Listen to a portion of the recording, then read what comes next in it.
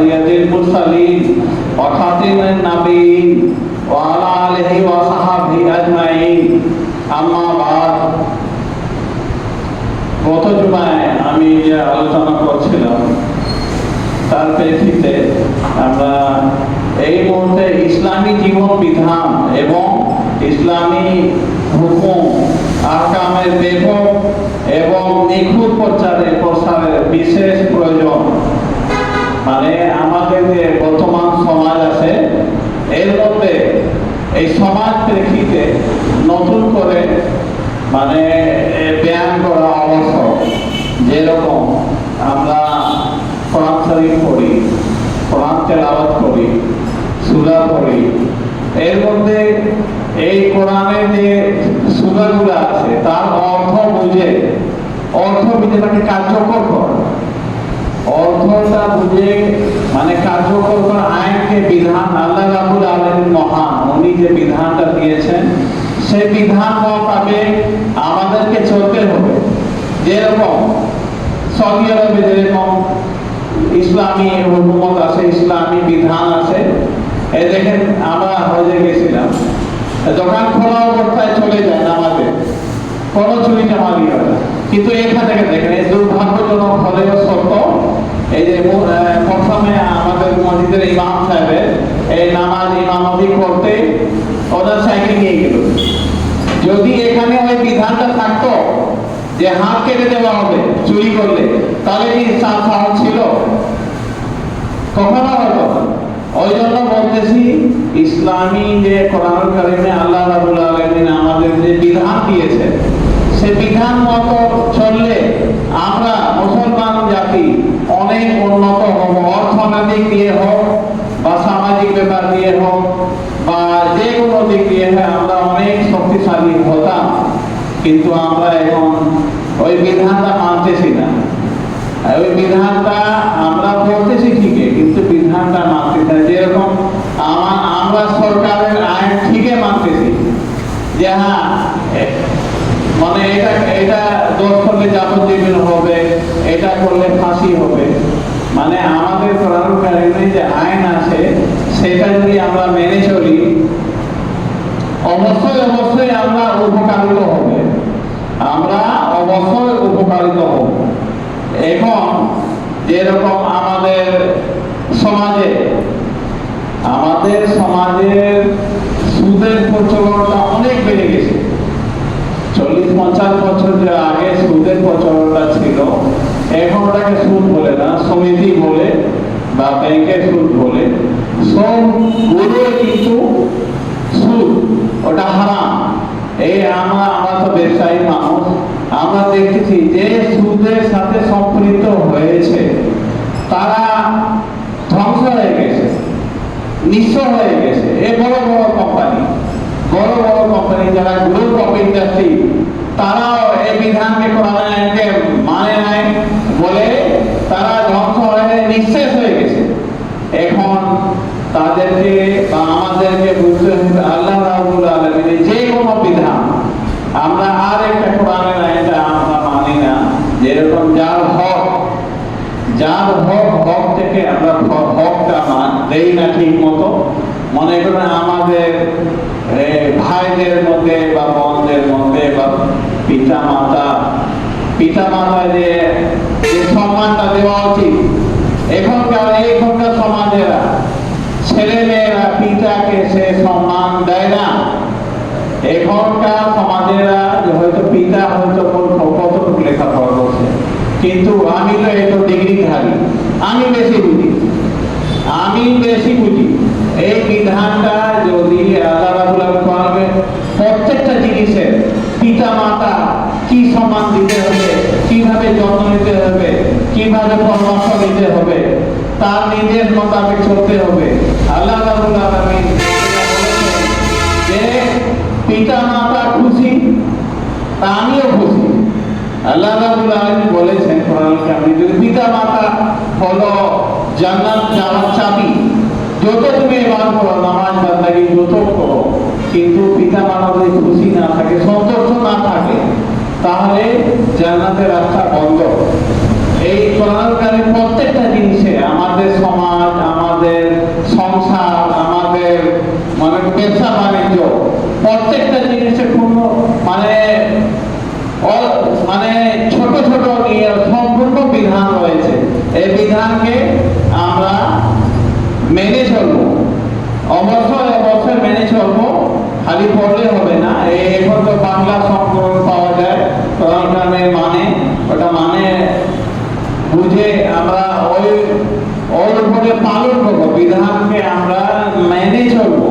এর মধ্যে আমাদের উপকার, এই যে আমরা কত সৌভাগ্যবান ব্যক্তি যে আমাদের নবী করিম সাল্লাল্লাহু আলাইহি ওয়াসাল্লাম শেষ নবী ও শ্রেষ্ঠ নবী, আমাদের যে আমরা তাদের উম্মত, তাদের উপরে কোরআন শরীফ নাজিল হয়েছে। কোন ধর্মে এরকম আসমানি কিতাব নাজিল হয় না। আমরা তো সৌভাগ্যবান। আমরা যদি কোরআন কারীমে আমরা যদি কোরআনের আইনটা মেনে চলবো, তো উপকার কার? আমার হবে, আপনার হবে। আপনি মেনে চলবেন, আপনার হবে, আমার হবে। আল্লাহ রাব্বুল আলামিন কোনো যায় আসে না, আপনি যত অমান্য করেন। কিন্তু শেষ সময় যখন মৃত্যু পর, মানে যখন মৃত্যু হওয়ার পর তখন হিসাব কিতাব চালু হয়ে যাবে। তখন এই সম্পূর্ণ হিসাব কিতাব তখন আরম্ভ হবে। তখন বুঝতে পারবেন যে আমি দুনিয়াতে কি করলাম আর কি করা উচিত ছিল। কিন্তু সে আর অবকাশ থাকবে না। সেই ইবাদত বা নামাজ, বন্দেগী, রোজা বা ইবাদত সম্পূর্ণ খাতা বন্ধ হয়ে যাবে, সম্পূর্ণ খাতা বন্ধ হয়ে যাবে। এখন আর কোনো অবকাশ থাকবে না। তবে একজন সাধারণ মানুষের পক্ষে ইসলাম মোতাবেক স্বীয় জীবন গড়ে তোলার জন্য এত সব ঘাটাঘাটি করা অতি সহজ ব্যাপার নয়। এই জন্য জ্ঞানের এবং সময়ের স্বল্পতার সাথে সাথে ভাষাগত জটিলতা অনেক ক্ষেত্রে অন্তরায় হয়ে দাঁড়িয়ে যায়। এটা মানে বইয়ে বলতেছে যে মানে এটা বোঝার জন্য মানে ওটা আরবি ভাষা এখন তো খুব সহজ হয়ে গেছে। বাংলা সংকলন কোরআন শরীফে ভালো ভালো সহজ ভাবে মানে দেওয়া আছে নিচে, তারপরে শানে নজরুল আছে। শানে নজরুল মানে এই সূরাতে নাজিল হলো, কি জন্য নাজিল হলো এই প্রেক্ষিতে ওটাও লেখা আছে। এই জন্য আমাদের মনে করেন ঈমান, প্রথমটা হলো ঈমান, আমানতের খেয়ানত। যেরকম কারো কাজে হাসনা বলে, মানে যা নিলেন বা মাল নিলেন বা 90 টাকা নিলেন, এটা আমানত, ওনাকে বুঝাই দিতে হবে ঠিক সময় মতো। এটা একটা হলো। আর তারপরে হলো একটা ঈমান, যা নিলেন তাকে দিতে হবে। অনেক সময় দেখা যায় লেনদেন ব্যাপারে, ব্যবসার ব্যাপারে ওই মানুষ হয়তো নিল, তার মানে স্বার্থ আছে পরিশোধ করা, কিন্তু পরিশোধ করে না, খালি বলে দিব। একটা আমি মানে এটা আমার দেখা মতো বলতে অনেক লোক বলে কি যে আমি দিব। এটা আমরা সম্পৃক্ত আছি ব্যবসায়ের মধ্যে। যেরকম একটা লোক বললো যে আপনার দিব মানে মোটা আকারে টাকা আছে, কিন্তু সে উমরা চলে গেল। কারো ঋণ পরিশোধ করে সে উমরা গেল, উমরাটা ওর সওয়াব হবে, কিন্তু আগে ছিল ফরজ হলো যে ঋণ পরিশোধ করা। ঋণ পরিশোধ করে তারপর উমরা করে, উমরা হলো নাফিল ইবাদত, ওটা সওয়াব হবে। কিন্তু আল্লাহ রাব্বুল আলামিন ওটা হয়তো ভালোভাবে কবুল করবেন না। যে ঋণ তুমি রেখে আসো, উমরা করতে আসো, তার টাকা পরিশোধ না করে উমরা করতে আসো।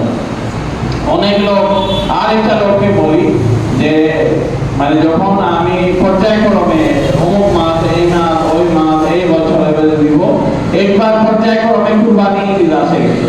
তো কুরবানি ঈদ আসে গেছে, তা আমি তাকে বলতেছি যে টাকাটা, সে রাগ হয়ে গেল যে আমি কুরবানি গরুর টাকা জমা করছি, এখন আপনি টাকা চাচ্ছেন।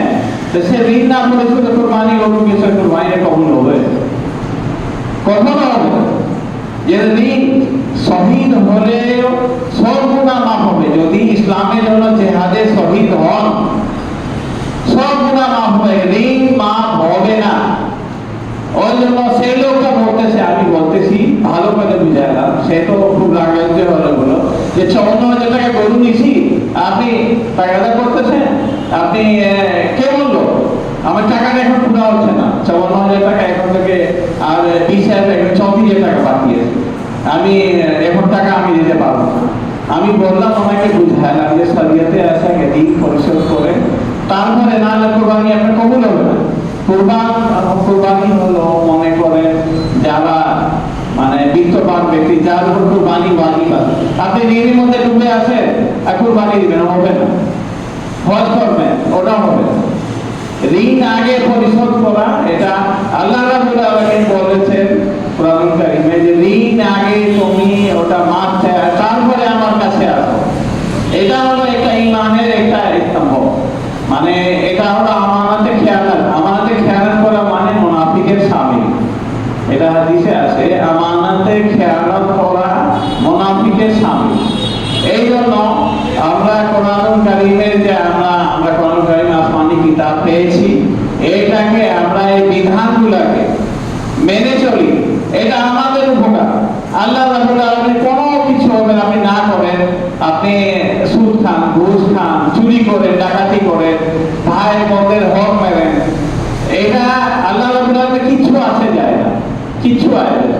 এই যে গ্রামে প্রচলিত আছে আয়ের কাটা, ওই আমি জমি নিলাম 2 ভাইয়ের মধ্যে জমা রাখতে, আমি জমি মাপে নিচ্ছি, ওই বেশি দিন ছাতি নিয়ে যায় আর কাটে, আরটা আস্তে আস্তে আগায়। এটা ছিল এই কিছুদিন আগে জমি নিলাম, ওই 2 ভাই জমা রাখছে, এই দেখো তাজা কাটা আছে, আয়ের কাটে কাটে জমিতে আগায়।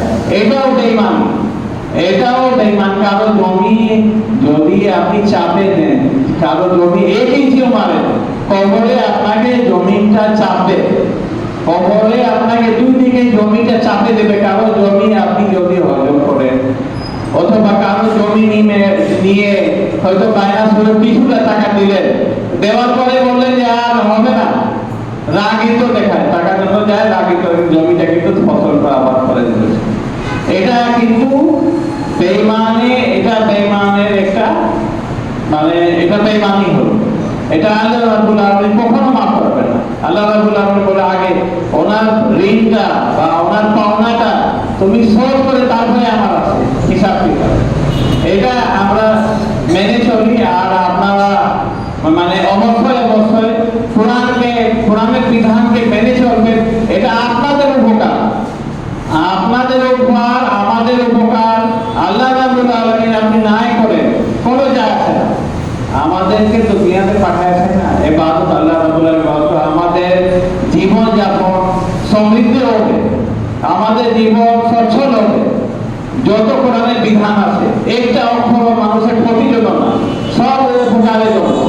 এই জন্য আমরা কোরআনের পুরো আইনটা মেনে চলি। এখন আমি এটা বলে মানে আপনাদের আমাদের কোরআনকে মেনে চলার তৌফিক দান করুন আল্লাহ রাব্বুল আলামিন, এটা বলে আমি শেষ করতেছি। আর আপনারা আগামী জুমাতেও আমার একটু আগে ভাগে, এই জুমার দিন যে প্রথম মুসল্লি আসবে অনেক ফজিলত আছে, দ্বিতীয় আসবে তারও ফজিলত, তৃতীয় আসবে, এরকম পর্যায়ক্রমে অনেক ফজিলত আছে। আগে ভাগে আসবেন। এই যে বয়ান আজকে দিলাম বা এই ইমাম সাহেব দিবে, এই সামনে জুমা এই বয়ানটা পাবেন। এই জন্য আপনারা আজানের সাথে সাথে চলে আসেন।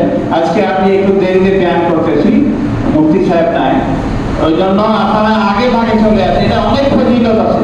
আপনারা দেখবেন যে খুতবা আছে আর শুরু হবে তার আগে আগে এটা হবে না। এখন এটা